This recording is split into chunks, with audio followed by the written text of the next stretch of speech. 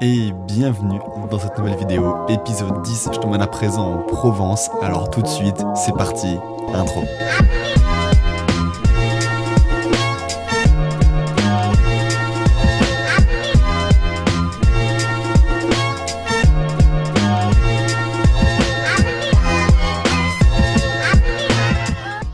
Et on commencera ce voyage par la ville de Cassis. À côté de Marseille, c'est un village réputé pour être le départ de nombreuses randonnées vers les Calanques, mais surtout un petit port de pêche très mignon. Et lors d'une petite balade, on découvrira le Cap Canaille que tu vois à l'image, une des plus grandes falaises d'Europe du Sud. Un nouveau spot monstrueux juste ici, je vous montre en quelques secondes, c'est vraiment incroyable, vous allez voir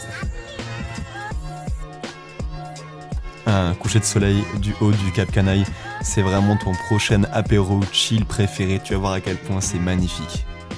Ce que je ne connaissais pas, c'était l'histoire du Cap Canaille qui est incroyable. C'est une ancienne décharge à ciel ouvert de voitures plus ou moins volées ou abandonnées que les gens littéralement faisaient basculer par-dessus la falaise. Mais aussi qu'il y a pas mal d'histoires de crimes de disparition autour du Cap Canaille, comme quoi il porte plutôt bien son nom, si on peut dire ça comme ça. Je te mets quelques images des faits que j'ai trouvés sur internet. Rassure-toi, aujourd'hui tout va bien, c'est juste un lieu magnifique où tu peux chiller à 100%. Bon, après tu bois une bière là où plein de gens sont morts, ça c'est toi et ta conscience, hein. Bon, tu me diras, j'ai bu une bière aussi.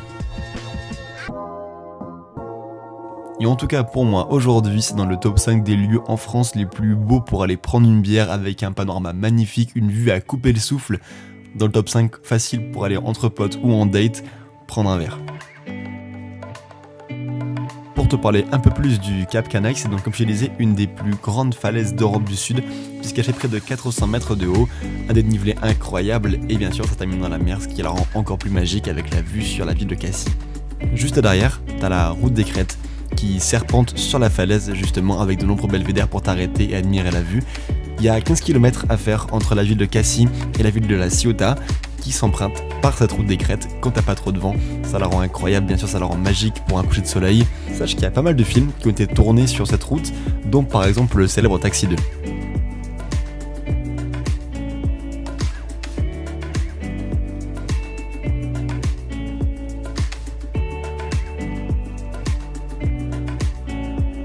Et la cerise sur le gâteau, c'est que depuis le Cap Canaille, tu vois le début des Calanques dans le fond du paysage, ce qui rend l'endroit pour un coucher de soleil juste parfait.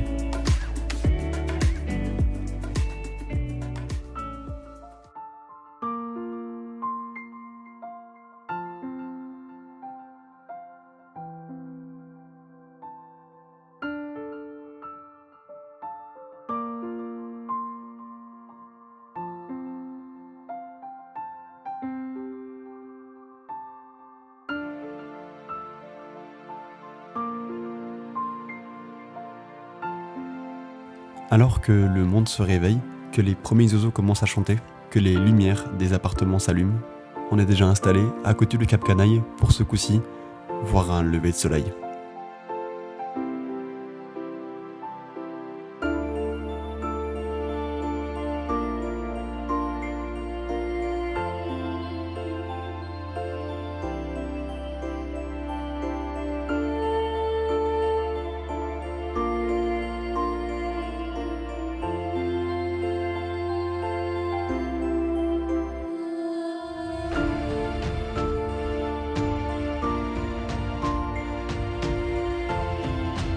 Et après une douche, passons enfin à ce pourquoi on était venu ici.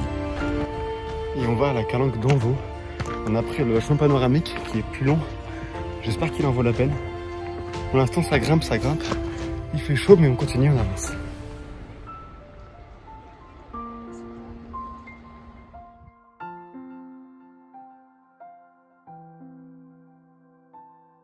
Et comme d'habitude, j'ai pas vraiment prévu ce voyage. Ce qui fait que je me laisse surprendre à 100% par la beauté des paysages que je rencontre à l'improviste. Et je sais pas comment tu es toi, il y a plein de gens qui aiment beaucoup prévoir leur voyage et je comprends parce que du coup tu es sûr de ne passer à côté de rien de superbe. Mais être surpris en voyage, pour moi il n'y a rien de plus beau.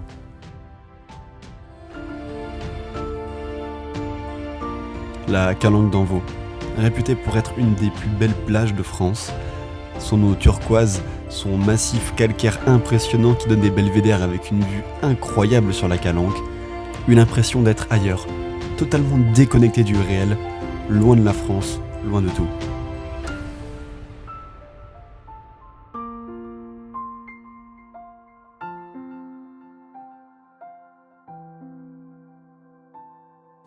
Et un conseil très important, si tu ne veux pas être déçu des calanques, va à Marseille, va dans les calanques hors saison et tu verras, tu passeras un bien meilleur séjour. Est-ce que j'en ai chié? Ouais, carrément.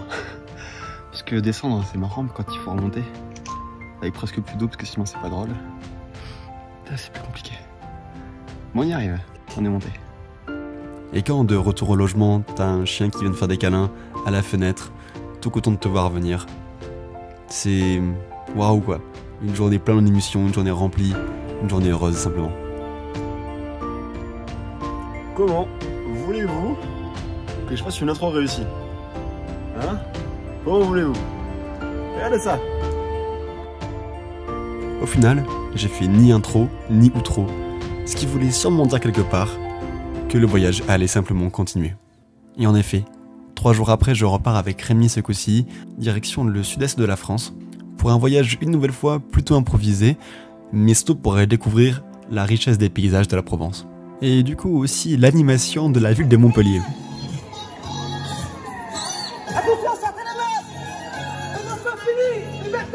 Et même si ici on aime bien danser, on aime surtout les paysages, alors regarde-moi ça.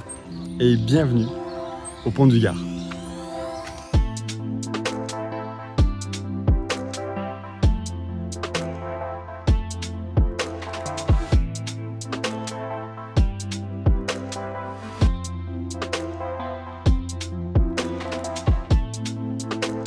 Le Pont du Gard, qui avec ses 3 étages est le plus haut pont aqueduc connu du monde romain. Et du haut de ses 48 mètres, il permet d'approvisionner en eau différentes villes du sud de la France, dont bien sûr la ville de Nîmes.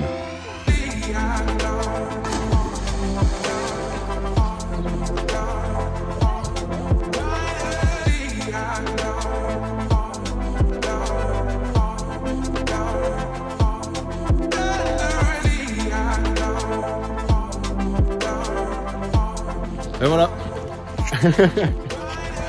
On finit le Pont du Gard sous la pluie. Forcément, l'orage est derrière, mais le drone a pu voler, donc tranquille, Rémi s'est bien baigné. Il est bien mouillé. Et puis maintenant, on va pouvoir rentrer tranquillement à la prochaine étape ce soir. Et si je te montre ce symbole, est-ce que tu sais dans quelle ville on est? C'est bien sûr à Nîmes, avec le blason des crocodiles, qui d'ailleurs aurait peut-être un lien avec l'Égypte. C'est assez complexe, il n'y a pas beaucoup de réponses sur pourquoi il y a un crocodile comme blason de la ville de Nîmes.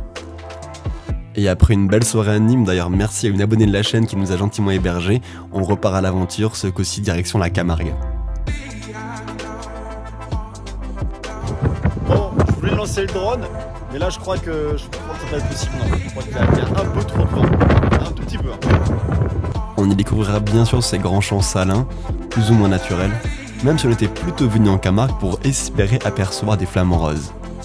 Léo il s'agit d'un lac, on continue de manger du sel. Allez. Et si tu visites comme nous le parc en voiture, tu pourras voir durant la journée un grand nombre de différents paysages, jusqu'à ce qu'une pause s'impose juste devant un flamant rose.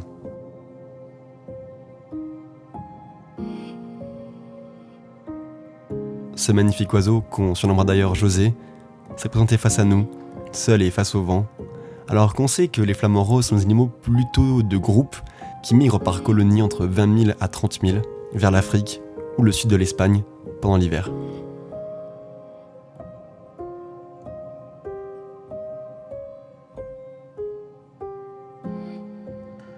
Et toutes les taches blanches que tu vois dans le fond de l'image, c'est un groupe de flamants roses.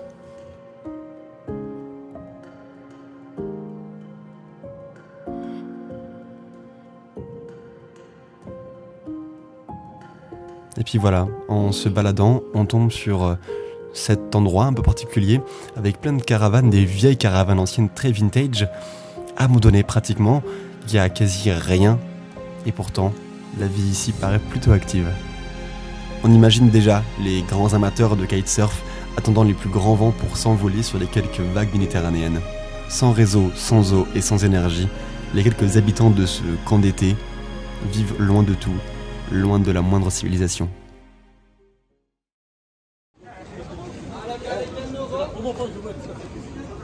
Bienvenue à Marseille.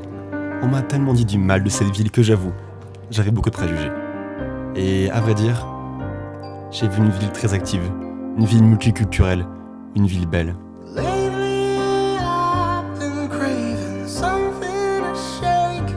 Et c'est là où le voyage est très important, car il va t'ouvrir les yeux sur tes préjugés. Et c'est dans ça que la richesse des voyages se fait, que la richesse de l'aventure est impressionnante, et que tous les préjugés peuvent être affrontés lors d'une expédition.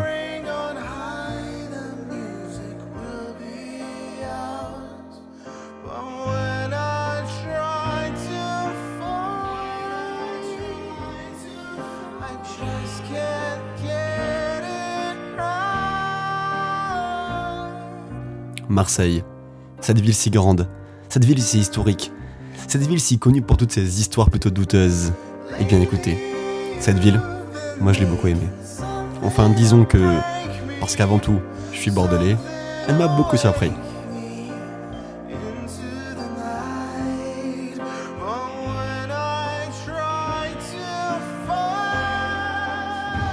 Parce qu'après tout, ça aurait pas été un vrai voyage à Marseille, c'était pas fini par un petit regard sur le port. Non. Et Rémi, en petit joueur, il est resté sur la bière. Si tu préfères la bière, voilà. Et il me reste à te souhaiter une très bonne journée.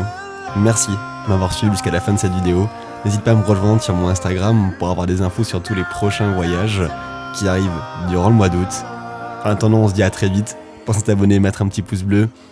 Et bien sûr, surtout même, pars à l'aventure.